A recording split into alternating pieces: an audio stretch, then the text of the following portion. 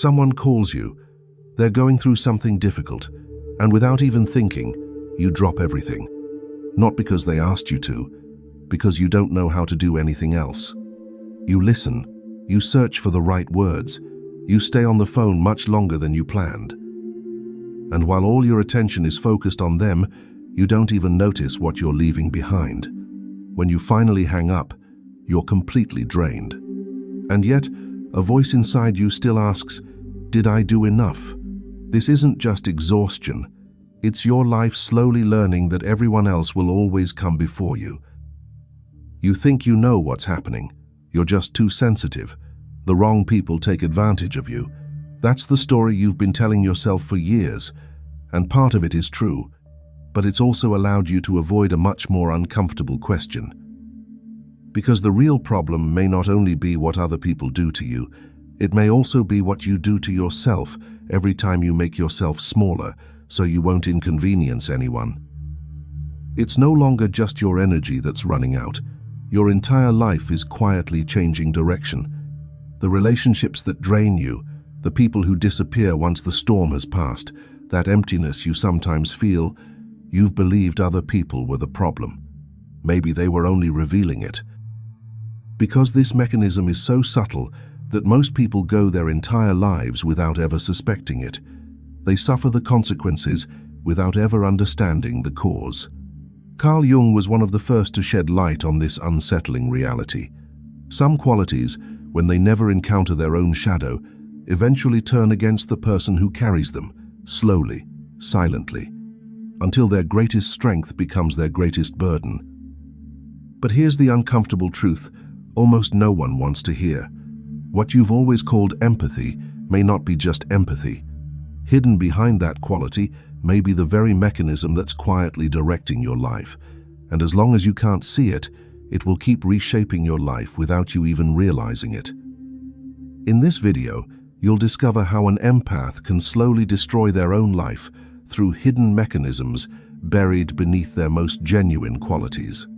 And you may realize that the greatest threat to an empath's life doesn't wear the face of their enemies. It wears the face of their finest qualities. The first mistakes. It all begins with something that looks like a virtue. Someone near you is suffering, and you can't just stand by and do nothing, not because they ask you to, because not acting feels impossible. So you listen, you carry their burden, you try to fix what is broken. And for a while, it works.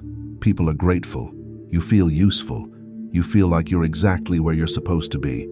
What you don't see yet is that this deep belief that you're responsible for other people's well-being is already laying the foundation for something far heavier than simple exhaustion.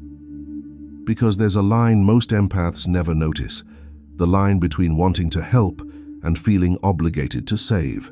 On one side, a choice, on the other, a compulsion. And once that line disappears, something changes in the way you see the world. You begin to excuse things that should never be excused. He had a difficult childhood. She's going through a hard time. They'll change eventually. Your ability to understand someone else's circumstances is real, but it becomes dangerous when it consistently overrides your own judgment, when it keeps you from seeing what's actually in front of you instead of what you hope to find.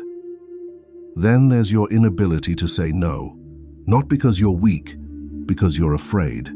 Afraid of disappointing someone, of hurting them, of being seen as cold or uncaring. So you say yes. You put your own needs aside, once again. And every time you do, something inside you quietly learns that your needs matter less than everyone else's. This isn't an isolated event, it's an accumulation. And accumulations don't leave visible scars, they leave empty spaces.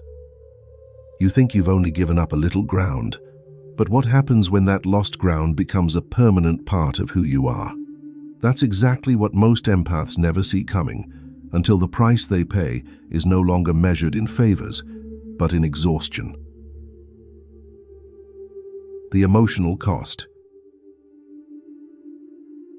When you experience other people's problems as if they were your own, your nervous system doesn't know the difference. It reacts. It goes into overdrive.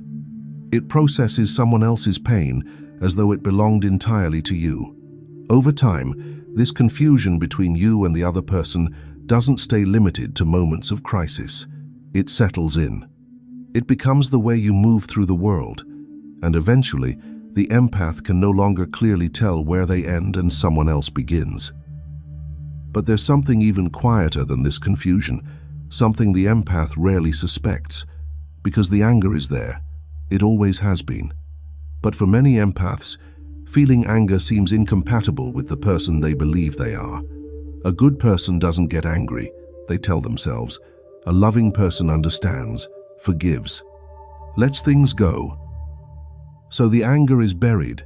It turns into patience, understanding, and silence. Carl Jung called this process repression into the shadow. And what he discovered about the long-term consequences of that repression is still deeply unsettling today. Because what is buried never truly disappears. It waits, and one day it comes back. Rarely where you expect it, almost always where you least expect it. What this repression leaves behind is something far harder to recognize than an emotion. It leaves behind guilt, a guilt that never announces itself, that never reveals itself openly. It settles in quietly, and it begins interpreting everything on your behalf. The empath starts taking responsibility for things that were never theirs to carry. If someone close to them is unhappy, isn't it somehow their fault? If they couldn't help enough, haven't they failed? This guilt becomes an invisible filter through which every situation is interpreted. It never questions itself. It operates automatically. And it's this guilt, far more than any toxic person, that keeps the empath trapped in relationships and patterns that slowly drain them. Because someone who feels guilty doesn't walk away. They stay. They keep trying. They give even more. And in just a moment, you'll see how what happens inside you begins, without a sound, to reshape every relationship in your life. The relationship trap.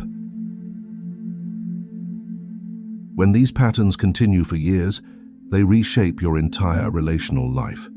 The empath stays where they are no longer respected, not because they enjoy suffering, but because of a deep, unconscious belief that leaving would mean abandoning someone, that standing up for themselves would be a betrayal.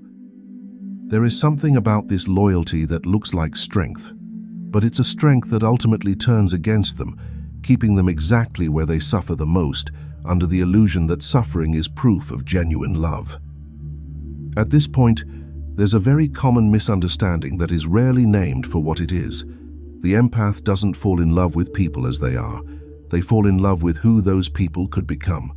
They see potential, a hidden light, a version of the other person that no one else seems able to see, and they devote themselves completely to that vision. In doing so, they're no longer in a relationship with reality, but with a projection. And projections never truly disappoint. They allow you to wait forever.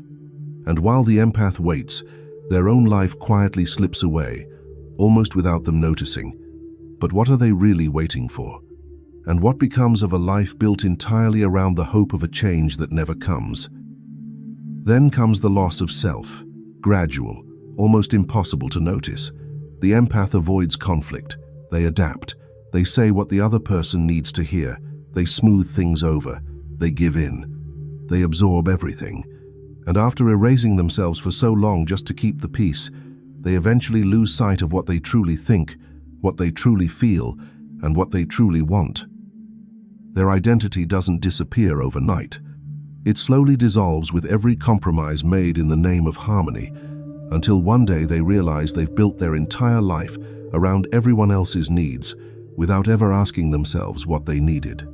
And yet, despite all the pain that keeps building, they carry on. Why keep going when everything inside them should be telling them to stop? That's exactly what the next part will reveal. The invisible prison. It's a question almost no one truly asks, because the obvious answer seems to be kindness. But there's a more accurate answer, and it's far less comfortable to hear. Some empaths confuse sacrifice with love. To them, Loving someone means suffering for them. If a relationship doesn't cost them anything, maybe it doesn't really matter. This belief is never conscious. It operates quietly, like a rule learned very early in life, often long before the empath was able to question it. And it transforms suffering into proof of love instead of a warning sign. It's one of the strongest prisons there is, precisely because it looks like a virtue. There's a second mechanism, even more subtle than the first. Many empaths unconsciously use guilt as proof of their moral worth. As long as they feel guilty, they feel like good people. As long as they suffer for others, they feel useful. Guilt stops being a signal to listen to and becomes an identity to protect. Letting go of that guilt would almost feel, in their eyes, like becoming a bad person. And it's precisely here, in this confusion between guilt and goodness, that the real root of the problem lies. A root that Carl Jung identified with remarkable clarity, and one we're about to uncover now. The real mechanism. This is what this video has been trying to show you, layer by layer. What you've always called empathy may not be just empathy. Behind that word you've come to wear as an identity, there may be other forces at work. The fear of rejection, the fear of abandonment, the need to feel indispensable in order to feel worthy. These forces are not flaws. They have a history, a logic, an internal coherence. But as long as they remain confused with empathy, they continue to operate freely, never being questioned. And a force that is never questioned will eventually begin to govern the person who carries it.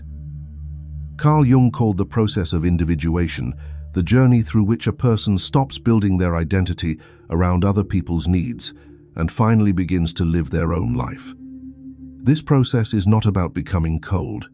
It's not about stopping yourself from feeling. It's about embracing what the empath has spent so long rejecting within themselves, their legitimate anger, their ability to disappoint others without falling apart, their right to exist without having to make themselves indispensable. These rejected parts make up the shadow, and the shadow, when left unintegrated, never truly disappears. It governs from within, taking forms the empath doesn't even recognize as their own. An empath who has never faced their own shadow eventually builds their entire life around other people, not out of pure generosity, but because they no longer know who they are outside that role. Because being needed has become the only way they know how to feel that they exist, and that's exactly where empathy stops being a gift. Not because there's too much of it, but because it has become the only place where they still feel like themselves. And there's something even more subtle than everything we've explored so far, something that doesn't seem dramatic at all. It's that almost invisible habit of measuring your own worth by what you give to others, rather than by who you are when you have nothing to give, when, for once, no one needs you. It's precisely in those moments that most empaths feel the most uncomfortable, without always understanding why. Not because they're bored, not because they're lonely, but because there's suddenly nothing left to carry, and without something to carry, some no longer know who they are. Carl Jung never said this discomfort was a flaw to be corrected. He simply observed that it revealed how an identity built entirely around other people remains, despite appearances, a borrowed identity. You may recognize that exact moment when someone asks you what you truly want, apart from what everyone else expects from you, and no clear answer comes. That silence is not a failure. It's simply the place where the mechanism we've been talking about finally becomes visible to those who are willing to face it. When was the last time you wanted to say no, but said yes instead? And how did you feel in the minutes that followed? Share your answer in the comments. I read every single one of your messages with great attention.